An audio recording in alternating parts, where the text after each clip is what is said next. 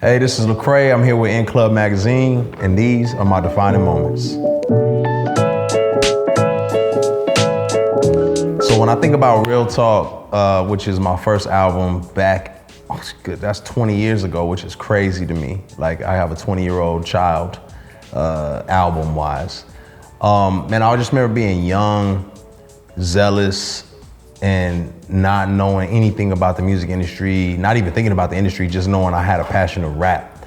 And I remember just the music that was on the radio at the time, just being so influential. And I was like, why don't we have this, but with a Christian message? And so I just wanted to kick the doors open with that album and just make something dope. A funny story about it is we didn't know how to get it in stores. So I went to the local music store. I brought them the CD and I said, hey, can y'all sell this? And they said, we'll buy one.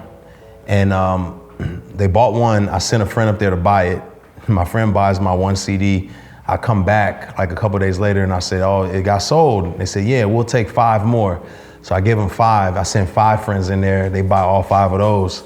And I come back the next day and I'm like, they're like, yo, they bought all 5 of those. Do you have a box? I said, I got a box of 25. So I gave them a box of 25. Little does the store know, I have about 200 people involved in like my college ministry and whatnot who are waiting to get the CD.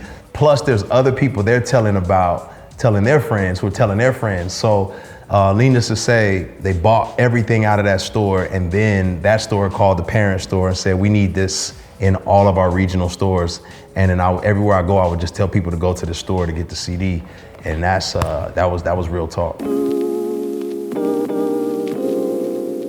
2008, Rebel. Rebel was the album when I felt like I had to return to my roots and really just be who I was. You know, I think, it was, it hit the gospel Billboard charts, you know what I mean? And it was, I believe it was the first rap album to go #1 on the gospel Billboard charts. But the cool thing about Rebel was, at the time I was living in Memphis, in Binghamton, which if you know anything about Memphis, that's one of the toughest communities in Memphis. And I'm living in Binghamton, we dealing with shootouts, we dealing with murders, we dealing with drug deals and all kinds of crazy stuff every day. My wife is mentoring girls at the community center. And I remember the kids just listening to some of my music and being like, hey man, this just don't sound like what we used to listening to. And at the time I was doing a lot of conferences and church conferences, and that was the music I was creating for them. And then I thought about my community, and at the time Young Jeezy was everywhere. And they was like, this is what we want to hear. And it hit me like, I'm not being authentic. I'm trying to create something that's not me, when the kids I'm connected with and the community I'm connected to need to hear the most authentic version of me. And so I made Rebel, just to go rebel against the machine, and that took the streets by storm. On Rehab, which is 2011, Rehab was kind of an interesting place because I felt like the industry was starting to pay attention. This is back when you had like iTunes, and I was always at the top of the iTunes charts. And people were like, who is this Lecrae person always at the top of the iTunes charts?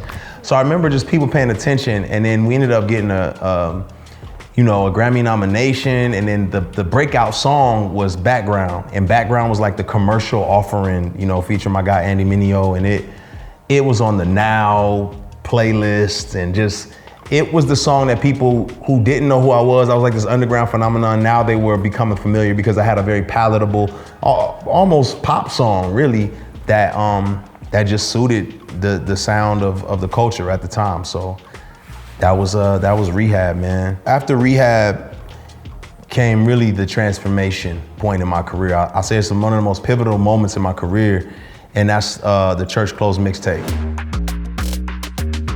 That dropped in 2012. A lot was happening at that point in time because of the mainstream success and, just like being known in that space. People were like interested, and I remember being hit up by like Ninth Wonder, and then Bun B had hit me like, man, I'm so proud of you. And I was connected with Kendrick, and it was kind of like, man, I'm navigating this hip hop space, and I've always seen myself as a missionary to hip hop. but I just didn't know how to infiltrate the space of hip hop because we lived in this silo, this Christian hip hop bubble. And I thought to myself, they're not gonna ever buy my album, so why don't I give them one for free? And have some collabs and features that they'll recognize so they can hear the message of God, but at the same time, you know, experience quality hip hop for free. So we put it out on Dat Piff and it crashed their website. It was crazy, changed everything.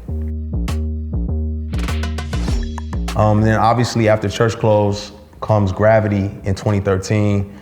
Gravity was like, it's one of my favorite albums because we put time and energy into it. I was in a good place spiritually, emotionally. I understood what my assignment was. And I just crafted a project that I thought, you know, we locked ourselves into a studio for like 2 months and we just made great music. And I think it paid off. You know, I kept pushing the limits, putting Big Crit on there, and it won a Grammy. It was the first Grammy I ever won was Gravity. And then of course, the album that probably most people know me for is Anomaly. And Anomaly was like, it was just like the top of the mountain. Like all that building, Church Clothes and Gravity and all of that building culminated in Anomaly. And Anomaly set a record. It's the first album to ever be simultaneously on the gospel charts as #1 and the Billboard Top 200 as #1. It beat Maroon 5. And so it was like to have the #1 album in the country and to just be this little Christian rapper who was living in the worst neighborhood in Memphis at the time. It was just like, it was kind of crazy. It was surreal. I mean, we moved, obviously, because it was getting a little chaotic. You know what I'm saying? You can't have people trying to rob you because they saw you on TV. But that was that was just the highest of the highs, man. Biggest tour, biggest everything. On Anomaly, you can hear like my frustrations with what was happening in Christian culture and in culture in general. I think Trayvon had been killed, and you hear a song like Dirty Water on Anomaly where I'm acknowledging the struggle, but I don't know how to say it. So it's subtle. But then I put out Church Clothes 3, where I was like, nah, I'm gonna put it all out here. And you could hear like, wait, when did Lecrae become an activist? You know, when they're listening to the music, they're like hearing songs like Gangland, and I'm talking about, you know, social issues and not just like Jesus jams. And I think people were like, what's happening here?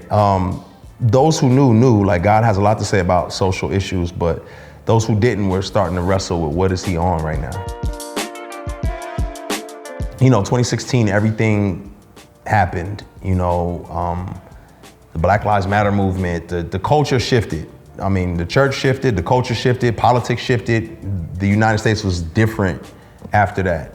And so I went through proverbial hell for 4 years. And there's a lot of therapy, a lot of healing. And I finally got to a place where I'm like, oh, you know, after rebelling and after soul searching and after turning my back on God, just trying to figure things out, it was like, oh, it's okay to acknowledge him now. I'm home. And that was, you know, restoration, you know, in 2020. It was kind of like, I'm back. And what after restoration is done, you know, you're not healed, but it's almost like you accepted, you're ready to go to therapy. You know, it's like, I'm going to AA now. I'm going to, you know, Narcotics Anonymous, whatever. I'm here. 2022 was kind of like, I went through a lot, you know, and I wanted to express that. But at the same time, I was like, all this healing that I've gone through, I don't know how much longer I'm gonna be around. Let me make sure I put the next generation on before it's my time to dip out. So Church Clothes 4 was kind of like me saying, yo, I'm here to tell y'all I'm healed, God is good. I know y'all think I'm some kind of lunatic or some Marxist or whatever you wanna believe, but I still love the Lord, and I wanna introduce you to the next generation of MCs who really do this. And I put a lot of emphasis on Christian rap. And then it was like, I made that album, I won 2 Grammys for it, and it was like, I guess I'm not done. You know what I'm saying? So it's kind of like, all right, well, I told them I'm healed. Why don't I explain to them what a healed person looks like? What somebody who deconstructed and is now reconstructed looks like. And let me talk about it on the other side of all of this life experience. We're talking about a person who started off as a cable guy, making records, lives in the hood, you know, getting shot at, dealing with all that drama, wins a Grammy, is focusing on mainstream and how does he fit in as a Christian. And now I'm like, all right, I get it. I figured it out. And I figured out that we're gonna spend the rest of our lives figuring it out. But I got more in my rear view than I have in front of me. So I wanna share that. And that's Reconstruction. That's the timeline. Hey, make sure y'all catch me on the cover of the next InClub Magazine. Love.